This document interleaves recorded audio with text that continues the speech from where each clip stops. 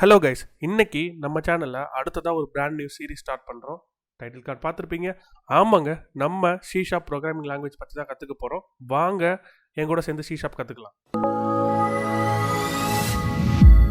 First கேள்வி நம்ம மைண்டில் என்ன வருது அப்படின்னு பார்த்தீங்கன்னா, what is C sharp? C ஷார்ப்னா என்ன? சி ஷார்ப் ஒரு ப்ரோக்ராமிங் லாங்குவேஜ். அதை மைக்ரோசாஃப்ட் டெவலப் பண்ணாங்க. அண்ட் இந்த சி ஷார்ப் வந்து .NET ஃப்ரேம் ஒர்க்கில் ரன் ஆகுது. அடுத்த கேள்வி, சி ஷார்ப் எதுக்கு யூஸ் பண்ணுறாங்க? சி ஷார்ப்பை வச்சு நம்ம web applications, desktop applications, mobile applications, அப்புறம் கேம்ஸ் கூட நம்ம டெவலப் பண்ண முடியும். அடுத்ததாக நம்ம பார்க்க போகிறது .NET ஃப்ரேம் ஒர்க். .NET ஃப்ரேம் ஒர்க்னா என்ன? .NET ஃப்ரேம் ஒர்க்குங்கிறது ஒரு சாஃப்ட்வேர் டெவலப்மெண்ட் ஃப்ரேம் ஒர்க். அதை வச்சு நம்ம அப்ளிகேஷன்ஸ் பில்ட் பண்ணி அதை விண்டோஸில் ரன் பண்ண முடியும். அதுக்காக தான் .NET ஃப்ரேம் ஒர்க் யூஸ் பண்ணுறாங்க. ஃப்ரேம் ஒர்க் அப்படின்னா என்னென்னா, லெட்ஸே நமக்கு இப்போ ஒரு வீடு கட்டணும்னு ஆசைப்பட்றோம். நம்மளே அந்த வீடை போய் என்டையராக ஃபவுண்டேஷன்லேருந்து ஹை லெவல் வரைக்கும் நம்மளே எல்லாம் கட்டலான்னு வைங்களேன். பட் அது வந்து ரொம்ப டைம் எடுக்கும் அண்ட் அதில் வந்து நிறைய எஃபர்ட்ஸ் இருக்குது. அதுவே நம்ம வந்து ஒரு எக்ஸ்பர்ட் பில்டர்ஸ் கிட்ட கொடுத்தோம் அப்படின்னா அவங்களே வந்து நம்ம எல்லாத்தையும் பண்ணி கொடுத்துருவாங்க. வீட்டுக்குள்ளே இருக்கிற திங்ஸை மட்டும் நம்ம அரேஞ்ச் பண்ணால் போதும். அதே மாதிரி தாங்க ஃப்ரேம் ஒர்க்குங்கிறது. ஃப்ரேம் ஒர்க்கில் நமக்கு தேவையான லோ லெவல் விஷயங்கள் எல்லாத்தையும் வந்து சாஃப்ட்வேர் டெவலப்ஸ் பண்ணி கொடுத்துருவாங்க. நமக்கு என்ன தேவையோ, அதாவது ஹை லெவலில் நம்மளால் என்ன பண்ண முடியுமோ அதை மட்டும் பண்ணி அப்ளிகேஷன்ஸ் டெவலப் பண்ணுறதுக்காக இருக்கிற ஒரு விஷயம் தான் ஃப்ரேம் ஒர்க். ஓகே, நம்ம சி ஷார்ப்னா என்னென்னு பார்த்தோம், சி ஷார்ப் எங்கே யூஸ் பண்ணுறாங்கன்னு பார்த்தோம், அண்ட் .NET ஃப்ரேம் ஒர்க்னா என்னென்னு பார்த்தோம். ஓகே, இப்போது சி ஷார்ப்பி .NET ஃப்ரேம் ஒர்க்கை யூஸ் பண்ணி எப்படி அப்ளிகேஷன்ஸ் பில்ட் பண்ணுறாங்கிறத பார்க்க போகிறோம். அதுக்கு நமக்கு தேவைப்படுற ஒரு டூல் தான் விஷுவல் ஸ்டுடியோ. விஷுவல் ஸ்டுடியோ வந்து ஒரு ப்ரோக்ராமிங் என்விரான்மெண்ட். இந்த ப்ரோக்ராமிங் என்விரான்மெண்ட்டில் நமக்கு சி ஷார்ப்க்கு தேவையான அனைத்து விதமான ஃபங்க்ஷனாலிட்டிஸ் இருக்கும். ஸோ அதை வச்சு நம்ம ஈஸியாக சி ஷார்ப் அப்ளிகேஷன்ஸ் டெவலப் பண்ண முடியும். இந்த சீரீஸ் ஃபுல்லாகவே நம்ம விஷுவல் ஸ்டுடியோ கம்யூனிட்டி 2022 வெர்ஷன் தான் யூஸ் பண்ண போகிறோம். அதை எப்படி இன்ஸ்டால் பண்ணுறது அப்படின்னு தெரியலனா நான் டிஸ்கிரிப்ஷனில் ஒரு லிங்க் தரேன், அதை கிளிக் பண்ணி நீங்கள் இன்ஸ்டால் பண்ணிக்கோங்க. சி ஷார்ப் ஜேர்னியோட ஃபர்ஸ்ட் ஸ்டெப் நம்ம எடுத்து வைக்க போகிறோம். ஆமாங்க, விஷுவல் ஸ்டுடியோ யூஸ் பண்ணி எப்படி ஒரு C sharp console application create பண்ணுறது அப்படிங்கிறதாங்க நம்ம பார்க்க போகிறோம். கன்சோல் அப்ளிகேஷனா அப்படின்னு நீங்கள் என்னன்னு கேட்கலாம். கன்சோல் அப்ளிகேஷனா ஒன்றுமே இல்லைங்க, அதுக்கு யூசர் இன்டர்ஃபேஸே இருக்காது. அந்த அப்ளிகேஷன் வந்து கமாண்ட் ப்ராம்ப்டில் ரன் ஆகும்.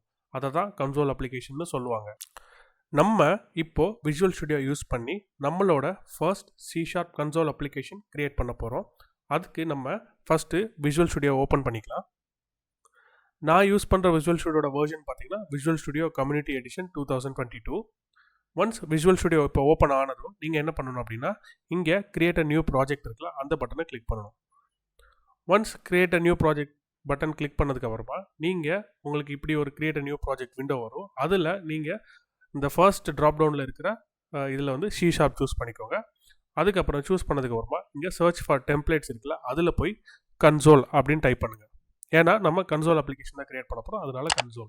ஒன்ஸ் நீங்கள் கன்சோல் கிரியேட் பண்ணோன்னா இங்கே வந்து நிறையா லிஸ்ட் ஆஃப் டேட்டா வரும். இது பேர் என்னன்னு பார்த்தீங்கன்னா டெம்ப்ளேட்ஸ். இப்போ நம்ம இதில் சூஸ் பண்ணக்கூடிய டெம்ப்ளேட் என்னன்னு பார்த்தீங்கன்னா console app .NET framework. அதை சூஸ் பண்ணிக்கோங்க. ஏன்னா நம்ம .NET ஃப்ரேம் ஒர்க் யூஸ் பண்ணி தான் நம்ம ஆப் கிரியேட் பண்ண போகிறோம், அதனால .NET frame work console application choose பண்ணுறோம். ஒன்ஸ் நீங்கள் சூஸ் பண்ணதுக்கப்புறமா இங்கே வந்து நெக்ஸ்ட் அப்படின்னு கிளிக் பண்ணுங்கள். நெக்ஸ்ட்டு கிளிக் பண்ணதுக்கப்புறமா நீங்கள் உங்கள் ப்ராஜெக்டை கான்ஃபிகர் பண்ணணும். ப்ராஜெக்டை கான்ஃபிகர் பண்ணுறது அப்படின்னா ப்ராஜெக்ட்டுக்கு நேம், அதோட லொக்கேஷன் எல்லாம் நீங்கள் கொடுக்கணும். ஃபர்ஸ்ட்டு நம்ம ப்ராஜெக்ட்டுக்கு நேம் கொடுத்துக்கலாம். நான் இந்த ப்ராஜெக்ட் வைக்க போகிற நேம் என்ன பார்த்தீங்க அப்படின்னா ஹலோ வேர்ல்டு. அதுக்கப்புறம் ஒன்ஸ் ப்ராஜெக்ட் நேம் கொடுத்ததுக்கப்புறமா நீங்கள் சூஸ் பண்ண வேண்டியது ப்ராஜெக்டோட லொக்கேஷன். உங்கள் ப்ராஜெக்ட் எந்த லொக்கேஷனில் போய் சேவ் ஆகணும் அப்படிங்கிற விஷயத்தை நீங்கள் சூஸ் பண்ணணும். ஒன்ஸ் நீங்கள் சூஸ் பண்ணதுக்கப்புறமா இங்கே சொல்யூஷன் நேம் இருக்கும், அது வந்து ஆட்டோஃபில்லாக இருக்குது. இன்னொன்று பார்த்தீங்க அப்படின்னா பிளேஸ் சொல்யூஷன் அண்ட் ப்ராஜெக்ட் இந்த சேம் டைரக்டரி அப்படின்னு ஒரு ஆப்ஷன் இருக்குது. இதை பற்றி நான் லேட்டராக சொல்கிறேன். அதுக்கப்புறம் நான் சூஸ் பண்ண வேண்டிய ஃப்ரேம் ஒர்க் பார்த்தீங்கன்னா .NET ஃப்ரேம் ஒர்க் 4.7.2 பை டிஃபால்ட்டாக இருக்கிறத நான் சூஸ் பண்ணியிருக்கேன். ஒன்ஸ் இதெல்லாம் நீங்கள் செட் பண்ணதுக்கப்புறமா கிரியேட் அப்படின்னு கொடுத்தீங்கன்னா உங்களோட ஃபர்ஸ்ட்டு கன்சோல் அப்ளிகேஷன் கிரியேட் ஆகிடும். ஒன்ஸ் நம்ம ப்ராஜெக்ட் கிரியேட் ஆனதும் இப்படி தாங்க இருக்கும் நம்ம விண்டோ. பார்த்தீங்க அப்படின்னா லெஃப்ட் சைடில் program.cs அப்படின்னு சொல்லிட்டு ஒரு டெக்ஸ்ட் ஃபைலும், ரைட் சைடு பார்த்தீங்கன்னா சொல்யூஷன் எக்ஸ்ப்ளோரர் இருக்குது. இப்போ நம்ம இதை பற்றி கொஞ்சம் டீட்டெயிலாக பார்க்கலாம். நம்ம ஃபஸ்ட்டு சொல்யூஷன் எக்ஸ்ப்ளோரர் பற்றி பார்க்கலாம். சொல்யூஷன் எக்ஸ்ப்ளோரர் அப்படின்னா ஒன்றுமே இல்லைங்க, இது வந்து ஒரு அவுட்லைனர் மாதிரி. அதாவது இந்த சொல்யூஷனில் என்னென்ன ப்ராஜெக்ட்ஸ் இருக்குது, அந்த ப்ராஜெக்ட்ஸில் என்னென்ன ஃபைல்ஸ் இருக்குது, அது எல்லாமே லிஸ்ட் பண்ணுற ஒரு அவுட்லைனர் மாதிரி தான். இங்கே வந்து நம்ம ஈஸியாக ஃபைல்ஸை சூஸ் பண்ணுறது, அந்த ஃபைல்ஸை சூஸ் பண்ணி எடிட் பண்ணுறதுக்கும் இந்த சொல்யூஷன் எக்ஸ்ப்ளோரர் ஒரு இடமா இருக்கும். இப்போ நம்ம சொல்யூஷன் எக்ஸ்ப்ளோரோட கண்டென்ட்ஸ் பற்றி பார்க்கலாம். எப்போல்லாம் நம்ம விஷுவல் ஸ்டுடியோ யூஸ் பண்ணி ஒரு C# ப்ராஜெக்ட் கிரியேட் பண்ணுறோமோ அப்போல்லாம் வந்து ஒரு சொல்யூஷன் ஃபைல் கிரியேட் ஆகும். அதாவது ஒரு அப்ளிகேஷனுக்கு ஒரு சொல்யூஷன் ஃபைல் தான். அந்த சொல்யூஷன் ஃபைலுக்குள்ள ஒரு ப்ராஜெக்ட்டும் இருக்கலாம், மல்டிபிள் C# ப்ராஜெக்ட்ஸும் இருக்கலாம். ஓகேங்களா?